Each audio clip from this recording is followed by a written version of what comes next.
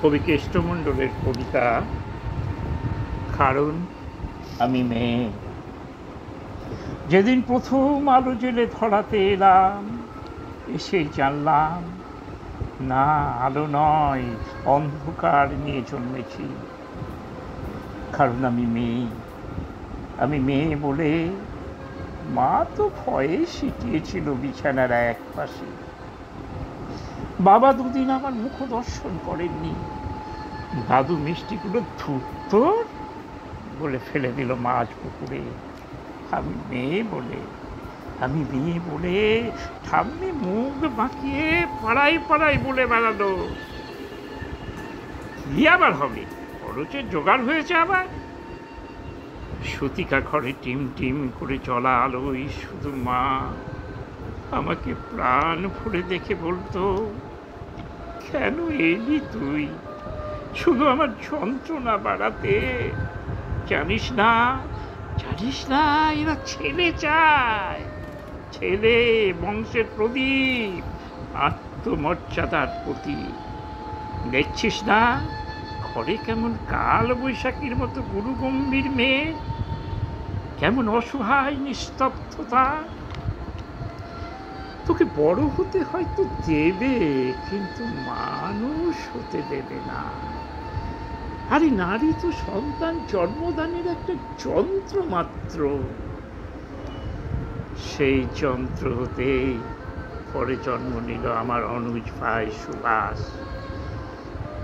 ঘরে যেন আলো এলো সেদিন, সারা ঘর সাজালো, উঠোন থেকে ঠাকুর ঘর, বাড়ির ছাদ থেকে তুলসীতলা। অন্নপ্রাশনে কত লোক খেলো, জন্মদিনও পালিত হলো রাজসিকভাবে।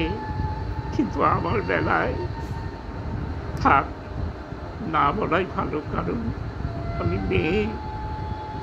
আমি মেয়ে বলে স্কুলের গণ্ডিতে শেষ হলো আমার জীবন।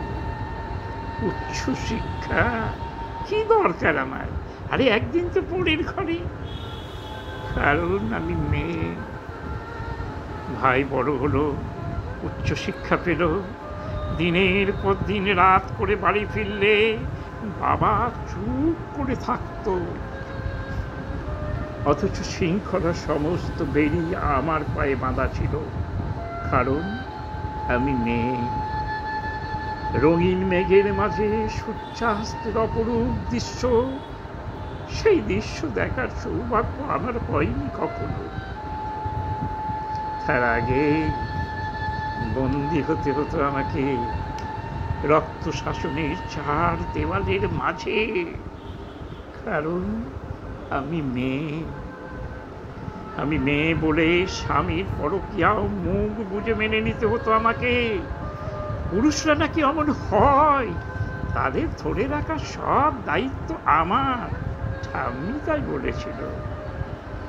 মা ওখানে চলে গেলেন পুরুষ শাসনের প্যারা ডিঙে, যেখানে আচার নেই, অত্যাচার নেই, ব্যভিচার নেই, লিঙ্গভেদের অপমান নেই। মেয়ে বলে নিয়তির নিষ্ঠুর পরিহাসে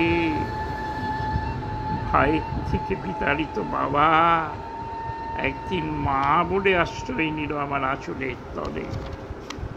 হ্যাঁ, আমি চোখের জলে মাতৃস্নেহের বুকে জড়িয়ে ধরি তাকে। আমি মেয়ে বলে, মমতা একটু বেশি বলে। অথচ প্রাগ ঐতিহাসিক যুগ থেকে যুগান্তরের কঠিন পথ হেঁটে আমি জেলে এসেছি আলো। আমারই গর্ভ থেকে জন্ম নিয়েছে লিঙ্কন, আমারই গর্ভ থেকে জন্ম নিয়েছে বিদ্যাসাগর, আমার গর্ভ থেকেই জন্ম নিয়েছে সুভাষচন্দ্র, আইনস্টাইন, রামমোহনেরা। অথচ আমাকে বারবার পুড়ে মরে সতী হতে হয়েছে। সতী লাগে, সতী করার বাসনা আজ হয়তো নেই, কিন্তু দহনটা আজও আছে, অন্যভাবে, অন্য রূপে। কিন্তু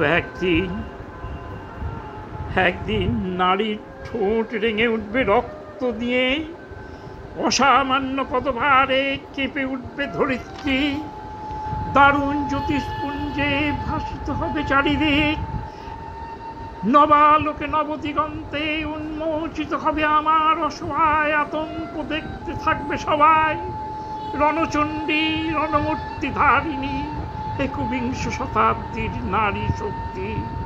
সমস্ত শৃঙ্খলার লিঙ্গ ভেদ ভেঙে চুরমার করে দিয়ে তোমায় দেখাবো পুরুষ, আমরাও মানুষ, রক্ত মাংসের মানুষ আমরাও। নারী পুরুষের বিপরীত নয়, বরং পরিপূরক। আমি ছাড়া তুমি অসম্পূর্ণ, এই জগৎ অসম্পূর্ণ, সম্পূর্ণরূপে অসম্পূর্ণ তোমরা।